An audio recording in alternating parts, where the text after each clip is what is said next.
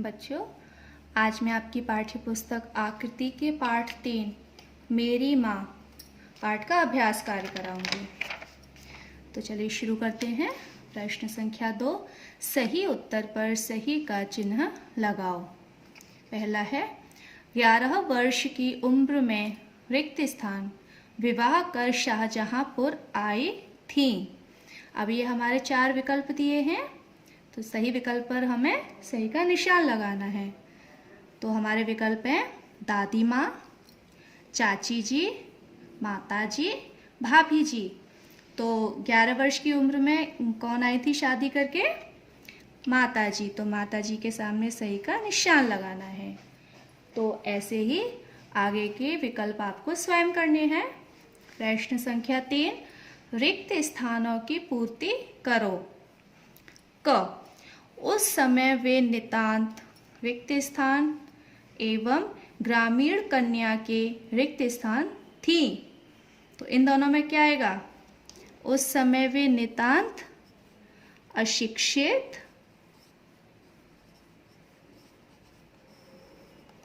एवं ग्रामीण कन्या के सदृश, सदृश यानी कि समान, सदृश थी। तो बच्चों, ऐसे पाठ पढ़कर आपको ये आगे के रिक्त स्थानों की पूर्ति स्वयं करनी है।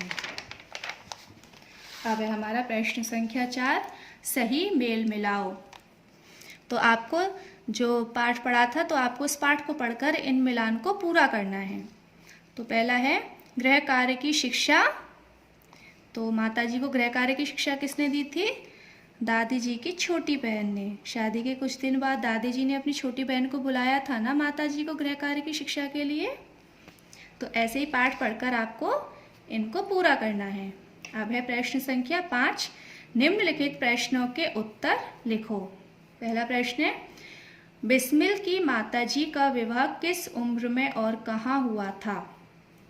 तो इसका उत्तर होगा बच्चों, बिस्मिल की माता जी का विवाह 11 वर्ष की उम्र में शाहजहांपुर में हुआ था। आगे है दादी जी ने अपनी बहन को क्यों बुलाया था? तो अभी हमारे उसमें दिया था ना सही मेल मिलाओ में भी कि माता जी को गृह कार्य की शिक्षा के लिए दादी जी ने अपनी बहन को घर बुलाया था। आगे का प्रश्न है बिस्मिल की माता जी ने लिखना पढ़ना कैसे सीखा था? तो इसका उत्तर है कि जो बिस्मिल की माता जी की जो मोहल्ले की सखी सहेलियाँ थी और उनमें से जो शिक्षित थी, तो माता जी उनसे अक्षर बोध किया करती थी और इस तरह से उन्होंने पढ़ना लिखना सीखा था। आगे का प्रश्न है बिस्मिल की माता जी ने उन्हें क्या आदेश दिया था? तो बिस्मिल की माता जी ने उन्हें आदेश दिया था कि चाहे कुछ भी हो जाए, तुम कभी भी अपने शत्रु को प्राण दंड नहीं दोगे। आगे का प्रश्न है बिस्मिल की माताजी ने उन्हें कौन कौन से क्षेत्र में प्रोत्साहन दिया? विस्तार से लिखो। तो इसका उत्तर है बिस्मिल की माताजी ने उन्हें देश सेवा में, यानी कि देश सेवा में संलग्न होने का प्रोत्साहन किया था, धार्मिक जीवन में, शिक्षा ग्रहण करने में और आत्मिक तथा सामाजिक उन्नति आदि क्षेत्रों में माताजी ने उन्हें प्रोत्साहन दिया था। अब आगे का प्रश्न है गुरु गोविंद सिंह जी की धर्म पत्नी ने मिठाइयाँ क्यों बांटी थी?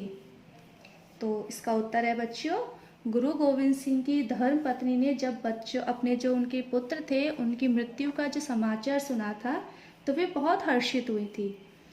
उनका कहना था कि गुरु के नाम पर धर्म रक्षार्थ अपने पुत्रों की जो उन्होंने बलि दी थी, उनके जो पुत्र बलिदान हुए थे धर्म रक्षा के लिए, तो उन्होंने इसी खुशी में मिठाइयाँ बांटी थी। अब हमारा अंतिम प्रश्न है राम प्रसाद बिस्मिल ने ईश्वर से कौन सी इच्छा पूर्ति की कामना की है?